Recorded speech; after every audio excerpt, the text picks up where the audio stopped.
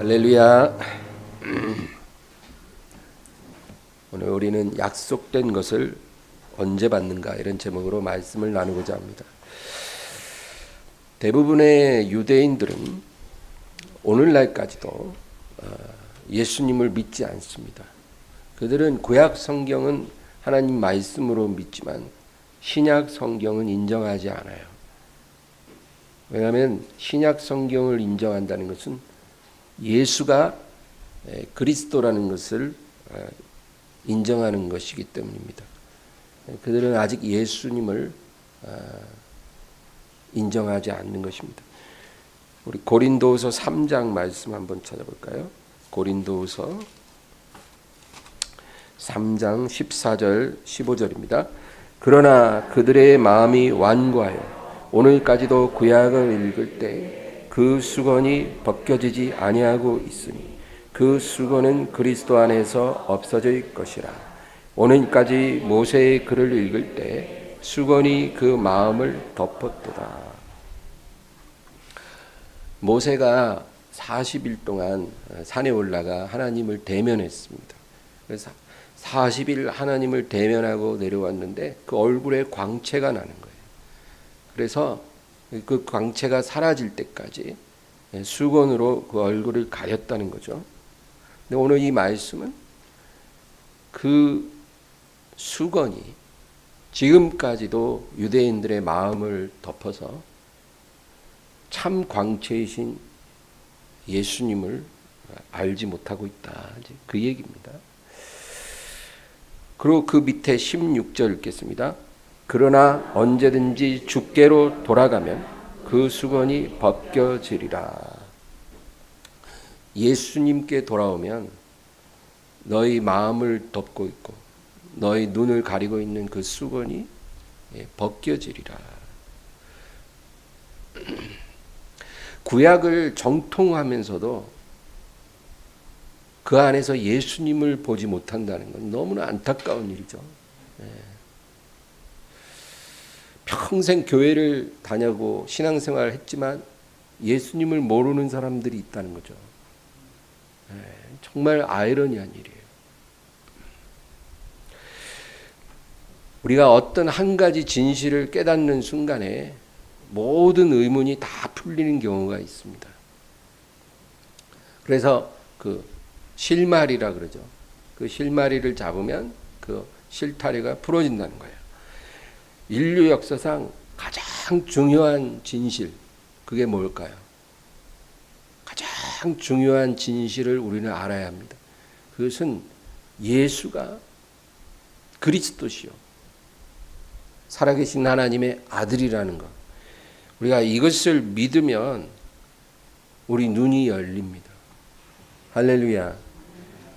이거는 정말 놀라운 열쇠예요.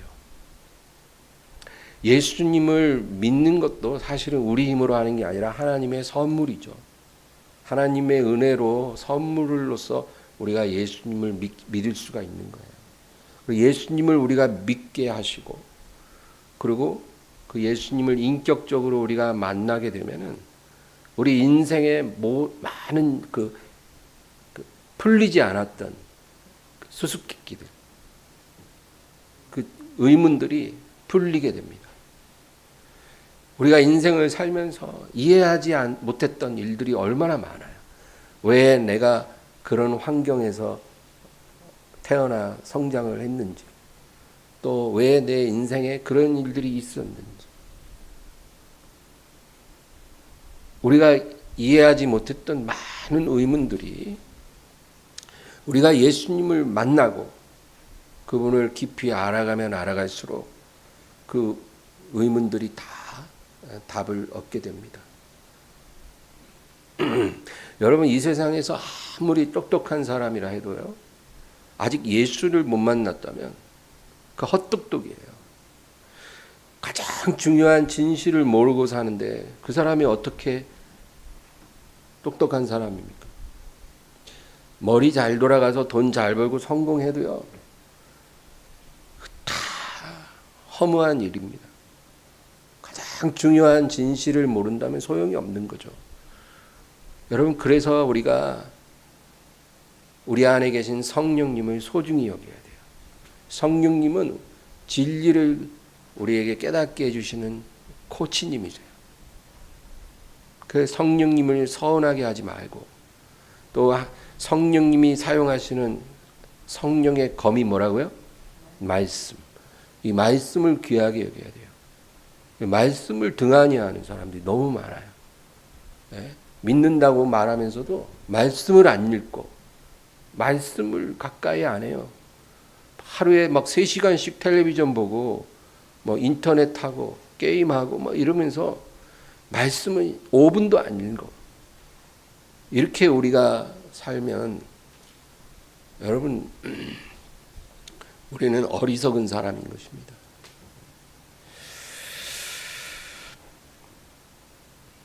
구약 성경은, 사실 구약 성경을 우리가 읽어보면 굉장히 지루합니다. 아주 지루한 옛날 이야기예요. 예. 도대체 지금으로부터 수천 년 전, 그렇죠?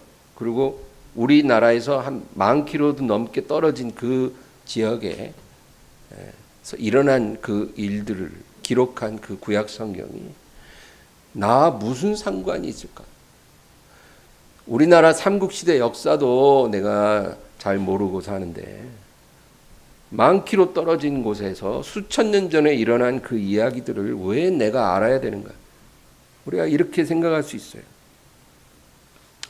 그런데 우리가 예수님을 만나고 나서 그 구약 성경을 읽게 되면은 하루아침에 다 갑자기 깨닫게 되는 건 아니죠.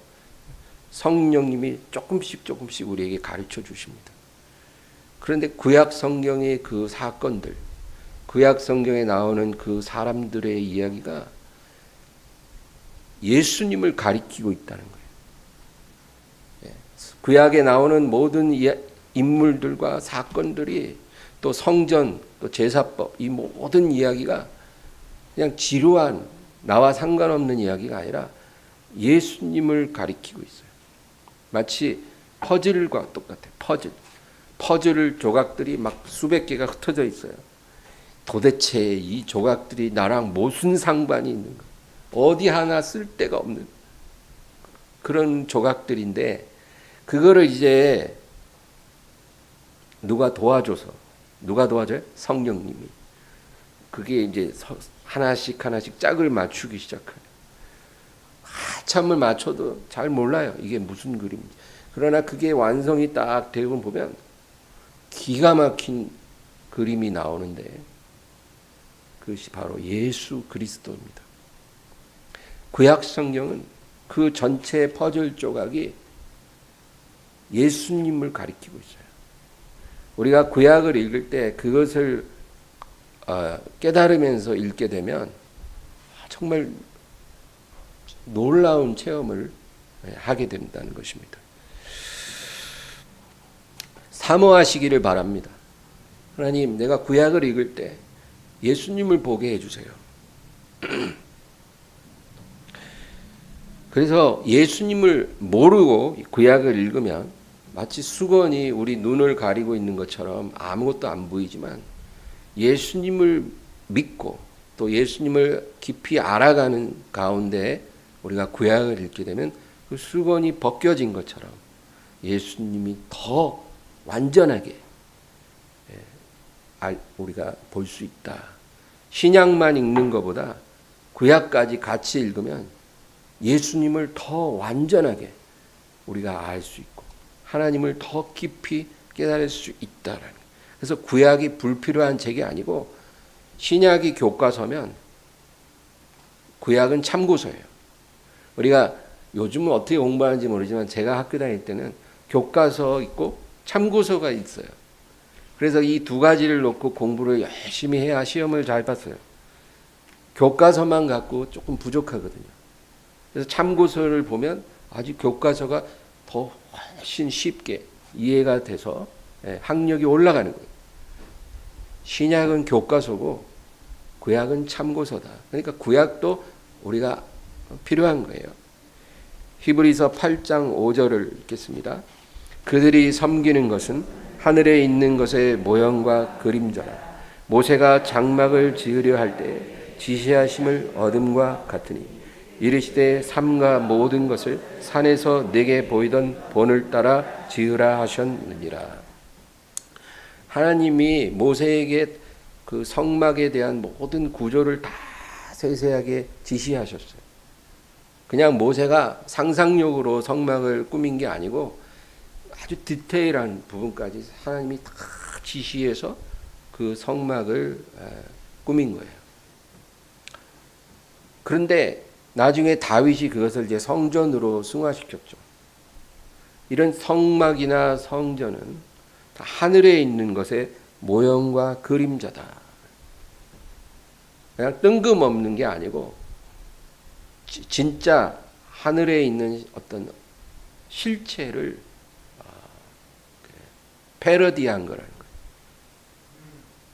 그래서 여러분 구약 성경에 나오는 성전, 성막 또는 제사법, 대제사장의 역할 이 모든 것 안에 다 예수님을 묘사하고 있다라는 거예요. 실체를 우리가 알게 된 이상 그 모양과 그림자는 더 이상 중요한 의미가 없는 거예요. 어떤 사람이 어떤 여자가 이제 그 남자와 연애를 하는데 멀리 떨어져 있어요. 그래서 그 남자가 보내온 편지나 사진을 보고 이제 그 남자를 알고 그 왕래를 하는 거죠. 그래서 늘 편지나 사진을 보면서 사랑을 키워가다가 이제 드디어 그 남자가 여자를 찾아왔어요. 그리고 결혼을 했어요. 이제 한 집에서 살아요. 그러면 이 편지나 사진은 아름다운 추억은 되지만 그 실체를 능가하는 그런 존재는 아닌 거죠. 실체가 나타났으면 이제 실체에 집중하고 실제 그 자기 남편을 바라보면서 함께 사는 게 중요한 거지. 그 편지와 사진이 이제 무슨 의미가 있겠습니까? 근데 만약에 남편이 옆에 있는데도 남편하고는 같이 안 있으려고 그러고 편지만 읽고 앉아 있으면 이 여자 약간 이상한 여자겠죠. 우리 신약 시대의 성도들은 예수님을 알게 됐기 때문에 이제 구약에 너무 큰 의미를 부여하지 말고 그 구약의 의미라는 우리에게 의미를 준다는 것은 예수님을 더 완전하게 알기 위한 하나의 자료에 불과하다라고 우리가 생각을 해야 한다 그 얘기입니다. 모리아산 사건을 여러분 아시죠? 이 학자들은 이 아브라함이 독자를 하나님께 드린 모리아산이 나중에 예수님이 십자가에 못 박힌 그 갈보리산과 동일한 산이라고 그래요. 아주 기막힌 우연이죠. 우연이 아니라 하나님의 섭리예요. 근데 하나님께서 아브라함에게 명하셔요. 너의 사랑하는 외아들을 모리아산에 데리고 와서 나에게 번제로 드리라. 여러분, 아브라함에게 그 이삭을 번제로 바친다는 것은 어떤 의미일까요? 우리가 그 입장이 되어보지 않으면 그 심정을 이해할 수 없을 겁니다. 100세에 낳은 외아들인데 그 아들을 산채로 하나님께 번제로 바쳐야 돼요. 그 아버지의 심정을 우리가 어떻게 알겠어요? 아브라함은 그것을 아내에게 말할 수 없었어요. 그리고 하루도 지체할 수 없었어요. 왜냐하면 하루라도 지체하면 자기 마음이 흔들릴 것 같았거든요. 그래서 바로 그 다음날 이른 아침에 출발했어요. 그런데 그 모리아산까지 3일 길을 가야 하는 거예요. 3일 길을 아들과 함께 걸어가면서 아브라함은 수백 번 자아의 죽음을 경험했을 겁니다. 그 마음이 어땠을 것 같으세요? 그 3일이 3년처럼 여겨졌을 거예요.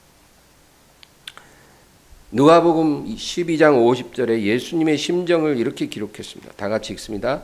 나는 받을 침례가 있으니 그것이 이루어지기까지 나의 답답함이 어떠하겠느냐. 예수님 제자들에게 나는 받을 침례, 세례가 있다.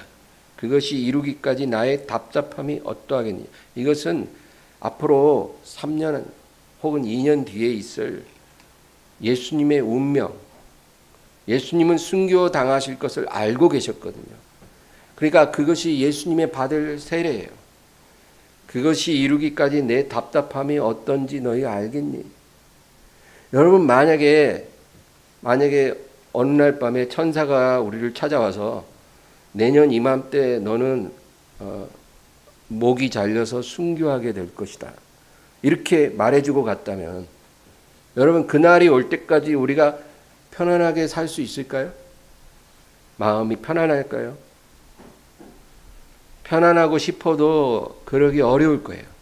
이제 내가 순교당할 날이 하루 줄었구나. 또 하루가 줄었구나. 여러분 우리가 그걸 알고 살고 있다면 바로 예수님의 이 말씀이 이해가 될 거예요. 그것이 이루어지기까지 나의 답답함이 어떠하겠느냐. 예수님은 공생의 3년 반 동안 자신이 하루하루 십자가를 향해 가까이 다가가실 때 그 부담감 때문에 너무나 힘들어 하셨어요. 우리와 똑같은 감정을 갖고 계셨기 때문입니다. 특별하신 분이 아니라 우리와 똑같은 인격 그리고 감정이 있으셨어요. 그래서 이제 십자가에 못 박히시기 전날 겟세마네 동산에 들어가실 때 그 마음의 괴로움이 극에 달하셨어요. 마가복음 14장 34절 읽겠습니다. 말씀하시되 내 마음이 심히 고민하여 죽게 되었으니 너희는 여기 머물러 깨어 있으라 하시고 내 마음이 심히 고민하여 죽을 것 같다. 예수님은 한 번도 3년 동안 제자들 앞에서 이런 식으로 말씀하신 적이 없어요. 내 마음이 지금 너무 괴로워 죽을 것 같다. 처음으로 예수님이 이런 말씀을 하셨어요. 언제? 십자가에 못 박히시기 전날에. 그리고 너희는 여기 머물러 깨어 있으라. 이것은 나를 위해 기도해 달라 그 얘기예요.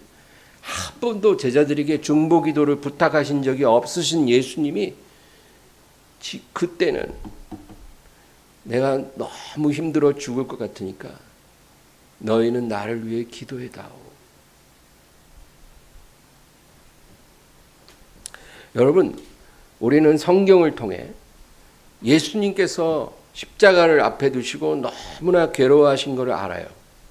그러면 하나님 아버지는 어떠셨을까요? 그 외아들이신 예수님을 이 세상에 보내놓고 하늘에 계신 아버지는 편안하셨을까요?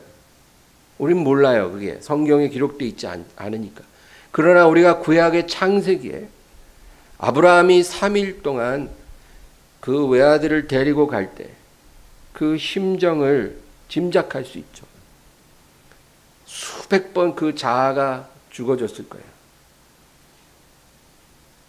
바로 아버지의 마음도 예수님을 보내시고 그러셨다라는 것을 우리가 이 구약을 통해서 더 완전히 이해할 수가 있다라는 거죠. 그래서 신약은 교과서지만 구약도 우리에게 꼭 필요한 참고서라는 거예요. 그러나 구약이 신약을 대체할 수는 없다. 오늘 제가 왜 이 얘기를 하냐면 구약과 신약의 그 위치가 그 비중이 우리에게 어떤 의미인지를 잘 모르는 경우가 많다는 거예요. 그래서 오히려 어떤 사람들은 구약적인 신앙을 갖고 신앙생활을 해요. 네. 그런 경우가 있답니다. 세례 요한이 여러분 뭐라 그랬어요? 세례 요한은 구약을 종결하는 선지자예요. 그는 흥하여야 하겠고 나는 쇠하여야 하리라. 구약은 신약을 예비하는 거예요. 신약이 우리에게 주어졌으면 구약은 쇠하여 가야 하고 신약이 우리에게 빛을 비춰줘야 한다는 거예요. 그러므로 성도가 이 세상을 살아가면서 바라봐야 될 모델, 이상형은 예수님이 돼야 돼요. 어떤 구약의 위대한 믿음의 인물이 아니고 예수님. 어떤 사람은 예수님은 별 관심 없고 아브라함을 그렇게 강조하고 아브라함만 이야기하기도 해요. 어떤 사람은 요셉에 대해서 이야기를 합니다. 구약에 보면 욥이 아주 큰 부자였거든요. 또 이삭도 큰 거부였어요. 그러니까 하나님, 저도 욥과 이삭처럼 거부가 되게 하옵소서. 그렇게 기도를 해요. 늘 하나님 앞에 저도 욥처럼 부자 되게 해주세요. 이삭처럼 100배의 수확을 거두게 해주세요. 또 구약의 요셉이나 다니엘은 총리가 됐던 사람이에요. 느헤미야는 총독이고 에스더는 왕후가 됐어요. 하나님, 우리 아들, 딸도 요셉, 다니엘, 에스더, 느헤미야처럼 성공하게 해주세요. 그렇게 기도를 하는 걸 많이 봐요. 그러나 주여, 나와 내 자녀들이 예수님처럼 자기 십자가를 지고 골고다까지 가게 해주세요. 이런 기도는 잘 안 해요. 우리의 모델은 예수님이 돼야 되는데 예수님보다는 구약의 인물들을 모델로 삼고 살아가는 사람들이 있다는 거예요. 우리는 예수님을 모델로 해야 돼요. 구약 시대에는 아브라함이 모델이 될 수 있고 욥이 모델이 될 수 있어요. 그러나 예수님이 오신 다음을 사는 우리들은 예수님이 우리의 모델이 되어야 돼요. 그분만 바라보고 그분을 닮아가고 그분을 따라가야 되는 거예요. 부자 되고 성공하는 게 우리의 모델이 아니고 자기 십자가를 지고 하나님이 정한 곳까지 가는 것. 그것이 우리의 삶의 중요한 기준이 돼야 된다는 거예요. 옛 언약은 새 언약으로 바뀌었어요. 옛 계명은 새 계명이 되었어요. 그러므로 우리는 돌판에 새겨진 율법을 지키고 살아가는 존재가 아니고 성령이 우리 마음과 생각 속에 새겨진 그 성령의 법을 따라서 살아가야 하는 존재예요. 여러분, 그게 새 언약이고 새 계명이에요. 우리는 율법의 613가지 조항을 지켜야 되는 존재가 아니라 마음과 생각에 성령이 새겨주신 그 법을 순종하고 살도록 하나님이 부르셨어요. 그래서 율법에서는 간음하지 말지니라. 그러나 성령의 법은 간음뿐만 아니라 마음의 정욕을 다스려라, 그렇게 말해요. 마음의 정욕까지 너는 다스려야 된다. 행위만이 아니라 마음의 정욕까지 너는 다스려라. 그게 우리 마음에 새기신 성령의 법이에요. 율법은 우리에게 도둑질하지 말라고 말씀하지만 성령의 법은 마음의 탐심까지 다스려야 한다. 율법은 우리에게 살인하지 말라고 했으나 성령의 법은 너희 마음의 미움과 분노까지 다스려야만 한다. 그러면 더 어려워진 거잖아요. 아니, 어떻게 마음까지 다스리며 살 수가 있나요? 우리는 연약합니다. 여러분, 이게 어떻게 가능할까요? 가능합니다. 우리 안에 성령이 오셨기 때문에 가능해요. 성령을 받은 사람은 자기 의지만 온전히 지키면 그게 가능하게 하나님이 하셨다는 거예요. 구약 시대에 성령이 없었던 시대에는 우리가 의지로 노력을 해도 그렇게 살아가기가 어려웠다는 거예요. 우리의 의지로만은 우리 안에 있는 육신의 정욕이나 그 마음의 탐심, 그 분노 이런 거를 다스릴 수가 없었어요. 마음은 원이로되 육신이 약한 거예요. 그러나 성령을 받은 이후에는 우리의 의지를 우리가 굳세게 하기만 하면 우리 마음을 다스릴 수 있도록 하나님이 그렇게 해주셨다는 거예요. 이것이 새 언약 아래에 살아가는 성도에게 주신 하나님의 축복이에요. 할렐루야. 그러니까 여러분, 육신이 약하다 맨날 그렇게 입버릇처럼 타령하면 안 돼요. 그거는 구약 시대에는 하나님께 통할 수 있지만 신약 시대에 성령님이 오셨기 때문에 그거는 변명이 안 되는 거예요. 우리의 의지가 부패해서 하나님의 뜻을 행하지 않는 것이지 우리가 하고 싶어도 못하는 게 아니에요. 여러분 마음을 지키시기를 바랍니다. 우리가 마음을 결단해요. 마음이 확정돼야 돼요. 그러면 우리 안에 계신 성령님이 우리의 행위뿐 아니라 우리의 마음까지도 온전해지도록 도와주십니다. 이게 새 언약이고 새 계명이에요. 히브리서 11장에는 구약에 나오는 믿음의 사람들에 대해서 쫙 나열을 합니다. 신약 성경인데도. 그게 왜 그러냐면 우리가 신약을 살아가지만 구약 시대의 그 믿음의 사람들이 가졌던 믿음은 잊지 말아라 그 얘기예요. 예. 그거 하나는 우리가 꼭 붙잡아야 된다 그 얘기예요. 그래서 믿음으로 아벨은, 믿음으로 에녹은, 믿음으로 노아는, 믿음으로 아브라함은, 믿음으로 사라는, 믿음으로 모세는, 믿음으로 기생 라합은 쭉 나와요. 히브리서 11장에. 그들의 믿음을 기억하라는 거예요. 우리의 모델은 예수님이지만 그 구약의 위대한 인물들이 가졌던 믿음, 그거 또 우리가 잊지 말아야 된다. 근데 그 사람들의 믿음의 공통점이 뭘까요? 예수님이 가졌던 믿음이나 그들의 믿음이나 공통점이 있어요. 그것은 행함으로 그 믿음이 인정을 받았다라는 거예요. 그게 그들의 믿음의 특별한 점이에요. 그냥 우리 마음에만 머무는 믿음이 아니에요. 예수 믿습니까? 그러면 예, 마음은 믿어요. 마음은 믿는데 순종은 전혀 없어요. 그냥 자기 하고 싶은 대로 하고 사는 거예요. 그냥 마음은 믿어요. 제가 우리 성도님들 자녀들이 어떠냐 물어보면 우리 아들 딸 뭐 교회는 안 나가고 그냥 지 멋대로 살지만 물어보면 믿는다고 해요. 이런 믿음이 마음으로 믿는 거예요. 또 입술로만 믿는 거죠. 이런 믿음이 아니라 행함으로 그 믿음을 하나님 앞에 인정을 받았다라는 거예요. 살았던 시대도 다르고 상황도 다르지만 또 그들이 행한 그 믿음의 모양도 다 틀려요. 아브라함의 행함이 또 달랐고 노아의 행함이 달랐고 기생 라합의 행함이 달랐어요.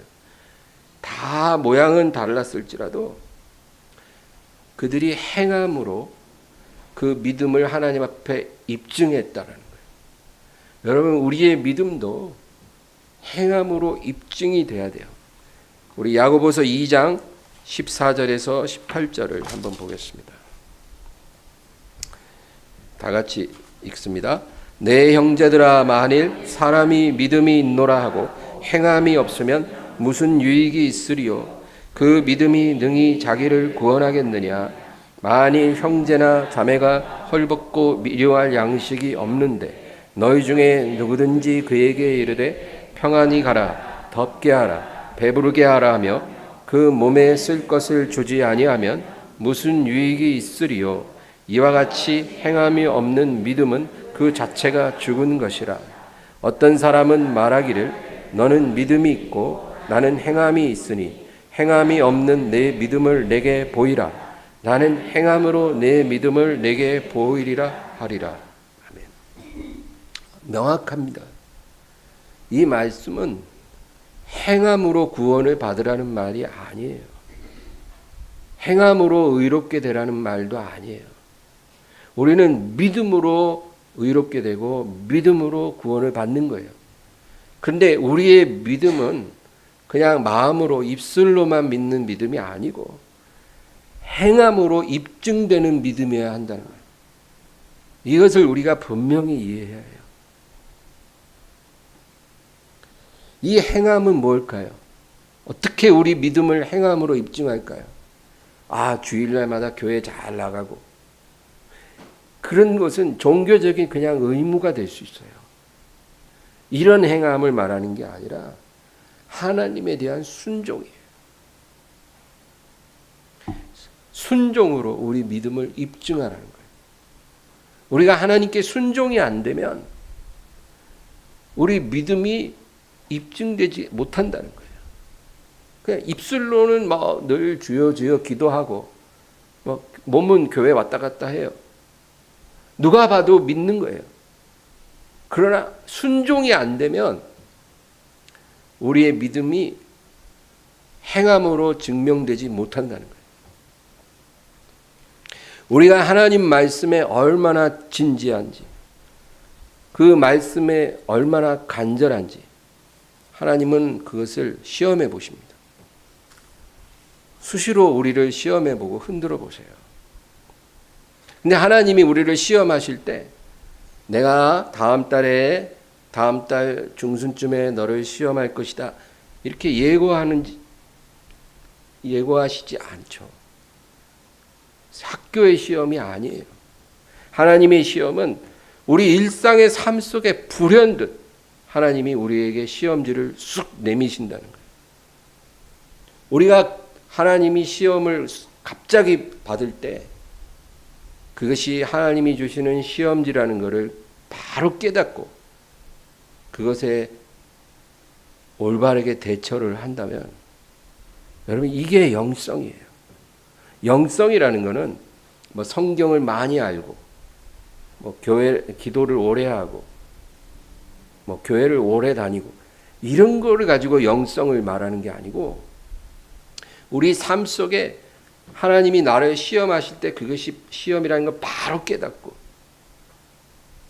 거기에 대처하는 것, 그 영적인 민감성, 그게 영성을 말해요. 사람이 영적으로 지금 잠들어 있다고 하는 것은 시험이 왔는데도 그걸 못 깨닫는 거예요. 그게 바로 영적으로 잠들어 있는 거예요. 교회는 잘 다녀요. 규칙적으로. 예배도 빠짐없이 잘 나와요. 겉으로 보면은 깨어있는 사람인데 하나님이 시험할 때 그 시험이 시험인 줄 몰라. 그래서 그 시험인지 모르니까 시험을 늘 탈락해요. 이 사람은 바로 영적으로 지금 잠들어 있는 거예요. 시험을 바로 캐치하고 통과할 수 있는 사람이 깨어있는 사람입니다. 누가복음 22장을 보겠습니다. 누가복음 22장 45절 46절입니다. 기도 후에 일어나 제자들에게 가서 슬픔으로 인하여 잠든 것을 보시고 이르시되 어찌하여 자느냐 시험에 들지 않게 일어나 기도하라 하시니라. 이건 예수님이 이제 겟세마네 동산에 들어가 기도하시다가 잠시 쉬러 오셨는데 제자들이 예수님 기다리며 기도하지 않고 잠들어 있는 걸 보시고 이렇게 말씀하세요. 여러분 예수님이 겟세마네 동산에서 밤새워 필사적으로 기도했죠. 땀방울이 핏방울처럼 흘러내렸어요. 그게 실제로 그렇게 흘러내린 것인지 그렇게 보인 것인지는 정확히 알 수 없으나 분명한 것은 예수님이 생명을 다 쏟아내는 기도를 했다는 거예요. 그 생명은 피에 있음이라 성경에도 그렇게 말씀하기 때문에 예수님이 땀을 피처럼 흘리셨다는 것은 그냥 그 마지막 그 기도가 생명을 쏟는 기도였어요. 왜 그렇게 기도하셨을까요? 기도가 부족해서 그랬을까요? 예수님 기도가 부족하신 분이 아니거든요. 그런데도 그 마지막 가장 큰 시험, 예수님도 시험을 당하셨잖아요. 십자가에 순종하는 것이 예수님에겐 가장 큰 시험이에요. 그 시험을 통과하기까지 내 답답함이 얼마나 크겠느냐 그랬거든요. 그래서 그 시험을 통과하기 위해서 예수님은 마지막에 그렇게 생명을 쏟는 기도를 하신 거예요. 여러분 이렇게 기도가 아니고 어떻게 그 시험을 이길 수 있겠습니까? 우리가 그래서 늘 쉬지 말고 깨어 기도하라는 게 그게 무슨 주술적인 얘기가 아니에요. 깨어 기도하는 사람이 불현듯 다가오는 시험지에 정답을 쓸 수가 있어요. 그래서 기도 안 하면 시험에 든다는 거예요. 시험에 들지 않게 일어나 기도하라. 이 말씀은 육신의 잠을 자지 말라는 의미가 아니고 영적인 잠에 빠져들지 말고 시험에 들지 않도록, 시험이 왔을 때 무너지지 않도록 항상 깨어 있어 기도해야 한다.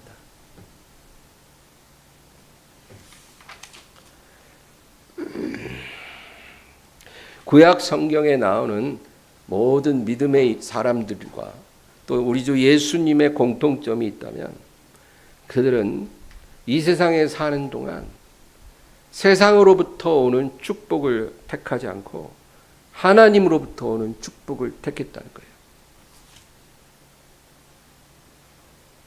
하나님께서 우리를 시험할 때 그 시험이 어떻게 올까요? 여러 상황에서 여러 모양으로 와요. 그러나 그 본질은 다 똑같아요.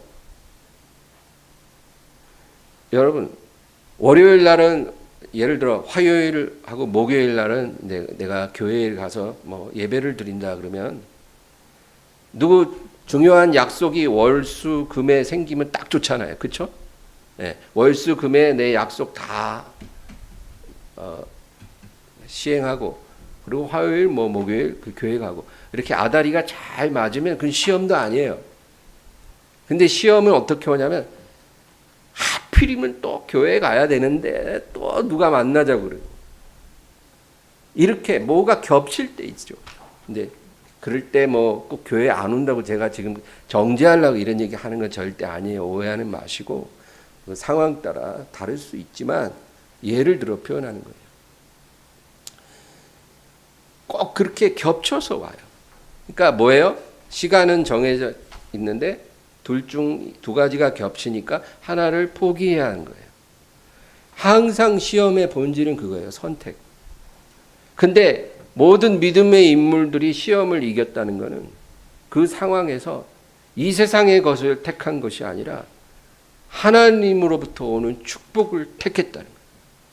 그래서 그들이 시험을 통과했고 하나님 앞에 행함으로 그 믿음의 입증을 했다. 그 얘기입니다. 그들은 갈등하지 않았어요. 머뭇거리지 않았어요. 우리가 이거를 본받아야 한다 그 얘기예요. 오늘 본문 히브리서 11장 39절을 읽겠습니다. 이 사람들은 다 믿음으로 말미암아 증거를 받았으나 약속된 것을 받지 못하였으니, 이게 무슨 의미냐면 그들은 행함으로써 올바른 선택을 함으로써 그 믿음을 하나님으로부터 인정을 받았으나 그들이 사는 동안 약속된 축복을 받지 못한 채 이 세상 삶을 마쳤다는 거예요. 그 믿음은 인정받았는데 하나님이 약속한 축복은 보지 못하고 이 세상 삶을 마쳤어요. 억울한가요?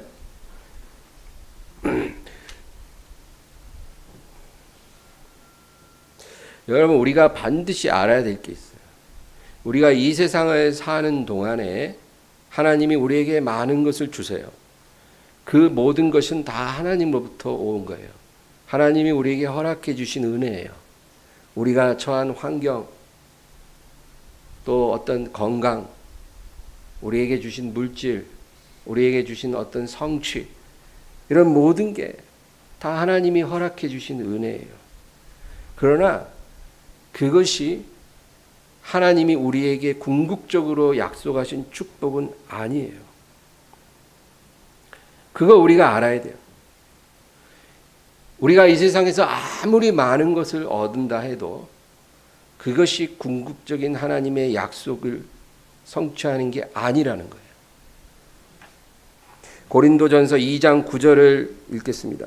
기록된 바 하나님이 자기를 사랑하는 자들을 위하여 예비하신 모든 것은 눈으로 보지 못하고 귀로 듣지 못하고 사람의 마음으로 생각하지도 못하였다 함과 같으니라. 하나님이 우리에게 약속하신 축복, 우리에게 궁극적으로 예비하신 축복은 그게 어떤 거냐면 사람의 눈으로 본 적도 없는 것이고 귀로 들어본 적도 없는 것이고 마음으로 상상해 본 적도 없는 것이라는 거예요. 그게 바로 우리에게 하나님이 약속하신 기업이에요. 그러므로 우리가 이 세상 살면서 우리 눈으로 보는 거, 아, 나도 저렇게 좋은 집 살아봤으면 좋겠다. 나도 저렇게 좋은 차 한번 몰아봤으면 좋겠다. 나도 저런 명품 옷 입고 명품 가방으로 이렇게 나도 한번 그렇게 살아봤으면 좋겠다. 이렇게 보이고 또 우리 귀에 들리고 뭐 어디 휴양지에 가니까 뭐 기가 막히게 좋더라. 파라다이스가 따로 없더라. 귀에 들리고 또 우리 마음으로 상상할 수 있는 이 세상에 속한 모든 것들은 하나님이 우리에게 약속하신 축복이 아니에요. 그러니까 여러분, 제가 말하는 거는 그런 것들을 택하기 위해서 하나님의 약속을 버리는 우리가 어리석은 선택을 하지 말아야 한다는 거예요. 이 세상에서 얻을 수 있는 것들, 그런 것에 너무 집착하지 말고 이 세상에 속한 것들을 우리가 얻지 못한다고 비관하지도 말라는 거예요. 그건 궁극적인 축복이 아니니까. 거기에 막 올인하지도 말고 그거 못 가진다고 비관하지도 말라는 거예요. 다른 사람과 비교하지도 말라는 거예요. 그거 얻는 게 우리 삶의 목표가 되면 안 된다는 거예요. 만약에 우리가 그런 사람이 되면 구약에 있는 그 믿음의 사람들과 우리는 다른 길을 걷고 있는 거예요. 우리는 예수님의 길을 따르고 있는 게 아닌 거예요. 그분들은 그렇게 살지 않았거든요. 그분들은 선택해야 될 때 이 세상에 속한 것을 버리고 궁극적인 하나님의 예비한 축복을 선택한 사람들이거든요. 그래서 이 세상에 속한 걸 과감히 내려놓을 수 있었던 사람들이거든요. 우리도 그 길을 가라는 거예요. 여러분, 하나님의 약속을 받은 자녀가 이 세상의 것에 집착하는 것은 너무나 어리석은 부끄러운 모습이에요.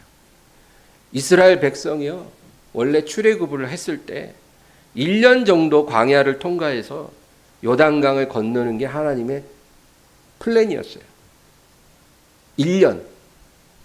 1년만 고생하면 약속의 땅으로 들어가는 거예요. 근데 그 1년 동안 광야를 지나면서 어떤 곳에서는 한 일주일 머물고 어떤 곳에서는 3일 머물고 어떤 곳에서는 또 한 달 머물고 이러고 이제 진행을 하는 거거든요. 근데 만약에 잠시 며칠 머무는데 그 텐트를 다 이렇게 가족마다 텐트를 치는데 더 서로 좋은 자리 잡겠다고 막 서로 멱살잡이하고 막 욕을 하고 막 분을 내고 막 미워하고 막 아침에 떨어지는 만나 좀 더 주워가겠다고 서로 막 싸우고 막 바구니 깨지는 소리 나고 이러면 여러분 그거 얼마나 부끄러운 일이에요.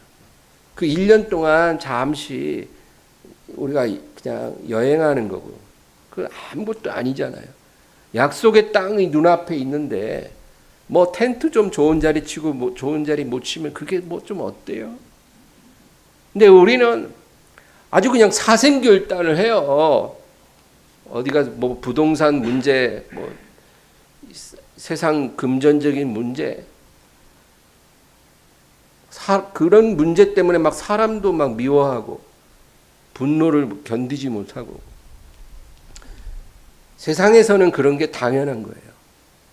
세상 사람들은 그런 게 하나도 부끄러운 게 아니지만 하나님 자녀에게는 그런 삶 자체가 부끄러운 삶이에요. 우리는 하나님 나라를 기다리는 사람이 돼야 해요. 예수님의 재림을 기다리며 사는 사람이 돼야 돼요.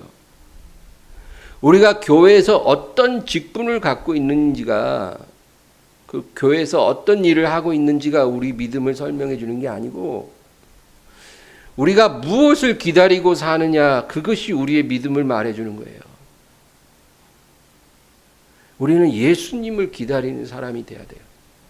주님 오셔서 이루실 그 나라를 사모하고 사는 사람이 돼야 돼요.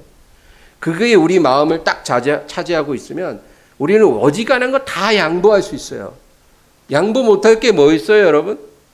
그까짓 거 양보하고 살지. 이런 사람이 바로 하나님이 보실 때 합당한 사람인 거예요. 어디에 합당하냐? 그 나라를 얻기에. 그리고 저희의 하나님으로 일컬음 받으시기를 하나님이 부끄러워하지 않는 그런 성도인 거예요. 히브리서 11장 40절 읽고 마치겠습니다. 이는 하나님이 우리를 위하여 더 좋은 것을 예비하셨은즉 우리가 아니면 그들로 온전함을 이루지 못하게 하려 하심이라. 하나님이 우리를 위해 더 좋은 것을 예비하셨다. 여러분, 구약시대 사람들은요, 자기들이 장차 받을 약속된 기업이 뭔지를 잘 몰랐어요. 왜? 예수님이 오시기 전이니까. 그들은 그냥 막연하게 수건으로 가린 것처럼 그렇게 막연하게 믿었던 거예요. 그러나 오늘날 저와 여러분은 분명하게 알아요. 우리는 예수님을 하나님으로부터 받았다는 거예요. 예수님이 모든 것이에요. 예수님은 우리에게 더 좋은 것을 주시는 분이 아니고 더 좋은 것 자체예요. 예수님이 우리의 기업이고 생명이고 상급이에요.